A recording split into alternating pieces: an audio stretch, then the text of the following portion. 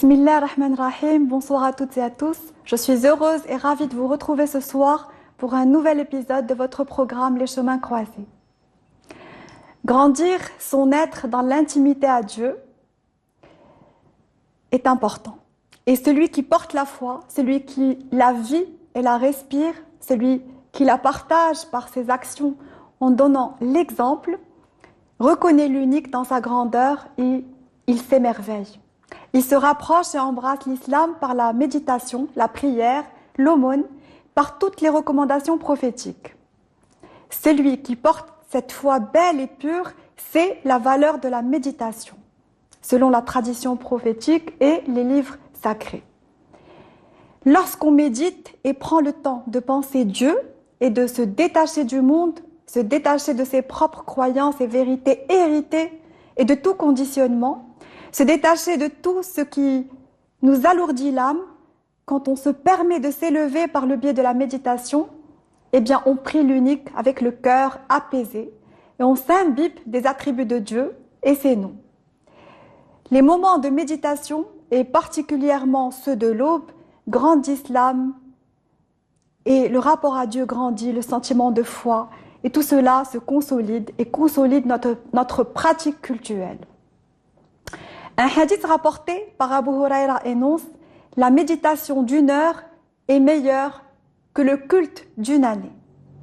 Pourquoi ce rapport, cette comparaison, si ce n'est pour encourager à se préparer par la méditation, à accomplir aussi bien la prière, le jeûne et à agir dans le sens des valeurs. Car il s'agit de méditer pour avoir cette intention forte d'accomplir tout par amour de Dieu, dans le détachement avec l'autre, sans attendre de contrepartie évidente. Tout accomplir par amour de Dieu, dans le sens où lorsque nous prenons le temps de penser à la grandeur de l'action que nous allons mener, nous prenons le temps de la penser intimement et de l'accomplir purement. C'est la méditation qui permet le rapport à soi, l'éveil et la connaissance de soi, et c'est important de passer par cette connaissance de soi pour accéder pleinement à celle de Dieu, à la reconnaissance de Dieu. Comment se présenter à Dieu en prière, par exemple, si on ne se connaît pas soi-même? C'est important de voyager vers soi pour se présenter à soi et se présenter à Dieu tout en reconnaissant son être. Quels sont ses noms? Quels sont ses attributs? Qui est Dieu? Il est le miséricordieux, celui qui pardonne, et il est la paix, le juste. Quel est notre sens? Quel est le sens de notre vie? Quel sens donner à notre vie en rapport à Dieu?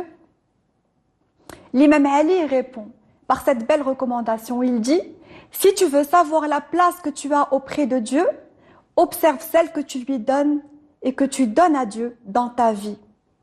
Cette parole est profonde. Quelle place accordez-vous à Dieu dans vos vies? Quand on dit quelle place accordez-vous à Dieu dans vos vies, on ne parle pas uniquement de pratiques cultuelles, mais de l'honnêteté, du courage, de la générosité, de la sincérité, de l'honneur, de la droiture. Quelle place accordons-nous dans nos vies à ces valeurs? Le sens de la vie prend un sens profond une fois que l'être humain se reconnaît, se voit et prend conscience de son être. Cette connaissance permet d'embellir dans la pureté et la sincérité sa foi et son rapport à Dieu. Cette reconnaissance est l'important sur le chemin qui mène à Dieu. Et dans ce rapport-là, et par le biais de moments de méditation, le croyant apprend sa vérité profonde et c'est dans cette nudité qu'il se présente à Dieu, avec ses faiblesses, ses fragilités, ses larmes, ses forces. Voilà pourquoi la méditation est importante. D'ailleurs, et pour confirmer son importance, un célèbre imam dit « Méditer 1 heure est meilleur qu'une nuit passée en dévotion ». Il compare 1 heure de méditation à une année d'adoration et dit qu'1 heure de méditation est meilleure. Parce qu'adorer sans prendre conscience de l'être et de l'unique dans sa grandeur n'est pas adorer du tréfonds de son être. Ce n'est pas reconnaître, car prendre conscience et reconnaître l'être compris, l'être vers lequel on chemine, et en prendre conscience par la méditation, c'est nécessaire. Pour de plus belles prosternations, des génuflexions plus vraies, des prières plus profondes.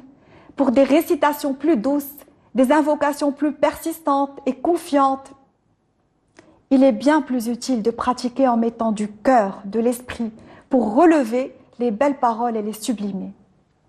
Et c'est beau de prendre un chemin qui a du cœur. Le véritable salut est dans ce chemin éclairé vers Dieu. En islam, la méditation est clarté, lumière de la foi. Elle dévoile à l'être humain les signes de Dieu. Elle est un miroir où se reflètent les bonnes intentions. Elle permet de reconnaître les vérités, de se dévoiler soi-même et de dévoiler les vérités de l'être et de son propre être.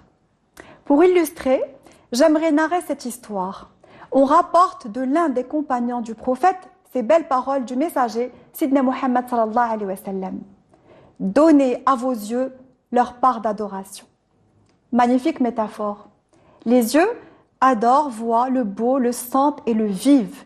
Les gens lui demandent ce qu'est la part d'adoration des yeux et l'envoyé répond: réfléchir sur le livre et en tirer de son contenu des enseignements. Il dit réfléchir sur le livre, c'est-à-dire le méditer, et non pas uniquement le lire, mais en tirer des merveilles. Méditer à travers la révélation sur la grandeur et la majesté de Dieu, sur la puissance de Dieu. Car il y a un élément incroyablement beau dans la méditation, et cet élément force le respect, il adoucit le cœur. Cet élément élève le sentiment de foi. Un homme pieux, absorbé par la contemplation des œuvres de Dieu, est en paix. Il n'y a pas de beauté sans paix et de sérénité et quiétude. C'est bien de respecter et obéir aux prescriptions de Dieu, de gérer son temps et sa vie avec intelligence, et c'est beau de prendre conscience des profondeurs du message, de ses subtilités, de ses portées, de ses miséricordes. Il y a une profonde grandeur dans les moments de méditation. Il y a une profonde grandeur dans ces moments-là, car ils permettent de s'élever, de croître, de renouer avec soi dans la douceur qui enfante la force et la lumière qui éclairent les cœurs. L'imam Ali, gendre et cousin du prophète, confie: il n'y a pas d'adoration qui vaille la méditation. La méditation est la lampe qui illumine le cœur, elle l'éclaire, sans elle, il est dans l'obscurité, sans vérité. Et Dieu nous dit, dans la sourate 7, à son verset 69, « Souvenez-vous des bienfaits de Dieu, peut-être serez-vous heureux. » Se souvenir en méditant. La méditation est la clé du bonheur, car elle est celle de la quiétude, puisque les moments de méditation permettent une proximité à Dieu et à soi. Et si nous méditons, toute préoccupation est moindre, parce que la méditation réduit l'impact que ces petites nuisances peuvent avoir sur nous. Et cela compte, cela est important pour accomplir nos prières dans la sérénité, nos jeûnes dans le respect et notre rapport à l'autre dans la fraternité, la justice et la joie. En ce monde, notre responsabilité est grande. Elle ne se réduit pas à être, mais à savoir être, de la façon la plus belle, la plus juste, la plus digne et la plus noble. Parfois, on s'obsède par des problèmes, des soucis de l'instant, des rêves incomplets, des désirs, des moments insatisfaits. Et cela nous semble énorme, mais sur tout cela, on devrait pouvoir s'élever à l'aide de la foi, s'en remettre à Dieu, c'est prouver la force de sa foi. Notre patience dans les moments durs, c'est prouver sa foi. Notre amour et confiance est foi. Ces moments de doute, ces moments de fragilité fugaces sont des épreuves dans notre amour et confiance en l'Éternel et notre confiance éternelle. Ces moments-là convoquent le rappel de Dieu, de sa présence infinie, et ces moments-là nous rappellent que nous avons besoin l'un de l'autre. D'ailleurs, à ce sujet, les imams al-Bukhari et Muslim rapportent d'après Abu Huraira le hadith suivant: le croyant est pour le croyant telle une construction dont les éléments se soutiennent. Il donne une belle image du croyant. Il est celui qui soutient, il est celui qui appuie. La tradition prophétique nous enseigne qu'aucun d'entre nous n'est vraiment croyant que s'il aime pour autrui ce qu'il aime pour lui-même. Elle nous incite à observer les vertus de tout un chacun et à protéger les défauts de ceux qui nous entourent au lieu de les exposer à la vue de tous. Elle nous recommande la méditation sur tout cela. C'est la voie à prendre et c'est la foi à vivre pour accueillir les valeurs promues dès la venue de l'islam. La force d'un cœur nourri de méditation accompagne, sublime et embellit tout acte. La méditation permet que tout soit possible car elle permet une communication profonde avec la création. Elle permet la protection divine qui couvre les invocations profondes d'un cœur véridique. La méditation permet de percevoir, de s'éclairer, de deviner, de sentir profondément lorsque tout l'être d'une personne médite sur Dieu, ce qui est magnifique, sur ses grâces, sur ses bienfaits, sur ses largesses, sur sa justice, sur sa présence, eh bien son cœur parvient à atteindre un degré élevé qu'il pourrait sentir, et cette personne pourrait dire ce que Omar ibn Khattab a dit à son époque. Il a dit « Mon cœur a vu mon Seigneur ».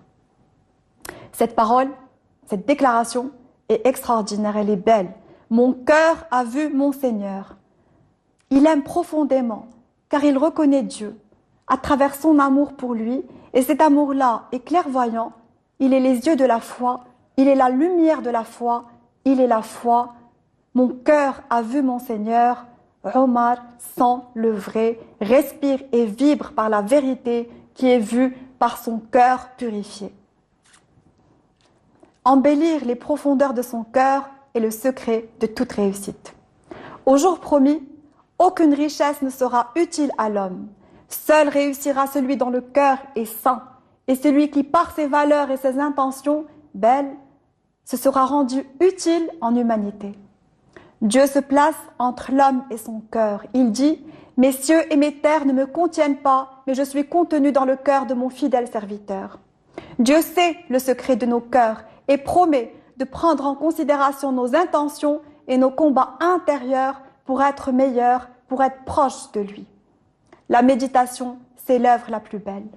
Elle permet l'espoir, elle permet la vie, et sans espoir, comment livrer combat au doute? Méditer se fait à tout instant, à tout moment. Et c'est prendre le temps de s'interroger ou de faire silence aussi. Et c'est se donner l'opportunité de se libérer de tout un système de croyances et de réembrasser ce même système, mais avec plus de fraîcheur, de lucidité, de vérité nouvelle. Ça me fait rappeler cette histoire fabuleuse d'un poète qui était assis dans un café et qui subitement voit une dame s'approcher de chaque table et serrer la main à toutes les personnes assises autour de la table.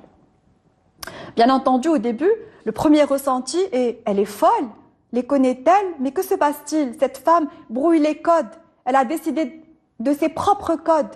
Elle juge, elle estime et décrète que dire bonjour consolide son humanité. Ça la rend plus belle. Que passer à côté d'un être humain qui fait partie de sa famille humaine et ne même pas le regarder, eh bien ça la déshonore.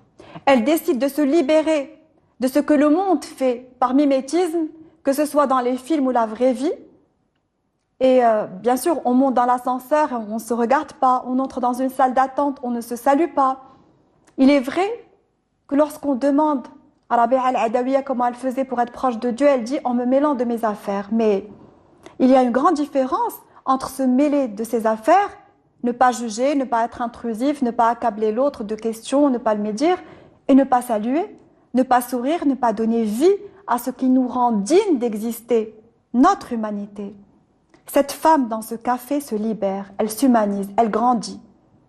Elle a certainement médité et a contribué à la méditation du poète aussi qui la voit et qui réalise que d'avoir pensé d'elle qu'elle était folle, eh bien non, il a fini par penser d'elle après méditation qu'elle était héroïque. La méditation est importante, elle permet de voir d'autres réalités. Elle permet de maîtriser notre regard, de nous centrer sur nos valeurs au moment d'observer, car notre regard parfois vient d'ailleurs et nous devons le libérer. La méditation permet la sagesse. On s'arrache à ce qui brille pour accompagner ce qui illumine. Les grands individus ne suivent pas, les grands individus ne maudissent pas, les grands individus n'applaudissent pas. Ils sont utiles, ils font silence, ils méditent et sont utiles. Ils changent le monde comme cette dame a changé l'instant de vie dans ce café en y apportant de l'humanité.